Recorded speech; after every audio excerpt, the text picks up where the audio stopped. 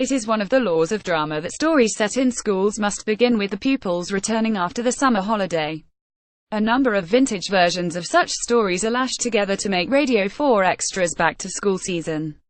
Sarah Lancashire and Philip Glenister star in the 1999 dramatization of South Riding, the 21st of August, the 1st of September, 2:30 p.m. Radio 4 Extra. Winifred Holtby's classic 1930s story of the charismatic head of Kiplington High School for Girls, Unman, Wittering and Zigo, the 26th of August, 6 a.m. Radio 4 Extra comes from even further back and is a bit less cozy.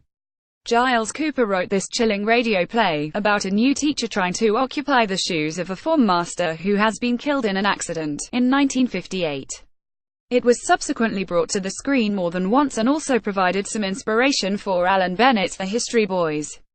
Plus, John Gielgud stars in a production of Terence Rattigan's The Browning version, the 1st of September, 10 am, Radio 4 Extra, which was made in 1957. The last surviving British member of the Dambusters squadron inevitably goes by the name of George Johnny Johnson.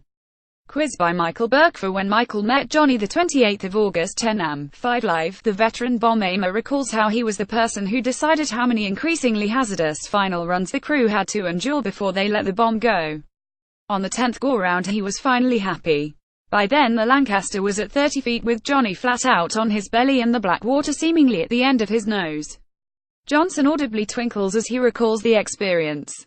Radio 2 celebrates its day of rock in a way only Radio 2 can, with Hungarian pianist Peter Bence joining Ken Bruce the 28th of August, 9:30 a.m. Radio 2 to play his own rearrangements of rock anthems. Bryan Adams noon introducing his own favorites and archive interviews. Paul Jones introducing blues-derived warhorses at 7 p.m. and Rick Wakeman's Key to Keys in Rock 9 p.m., where his guest is Tony Banks from Genesis.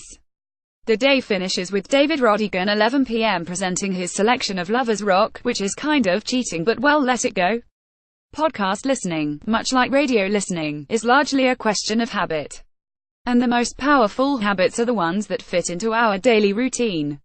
The Daily from the New York Times, which offers smart analysis of one key story, sets the pace here, and can see you through one standard train commute. NPR has responded with Up First, which does something similar in just 10 minutes. The PBS NewsHour podcast is the audio version of the nightly TV broadcast. From Public Radio International there's Pre the World, which is the states looking out at the rest of the globe. Elsewhere, the Global News podcast from the BBC World Service offers something similar.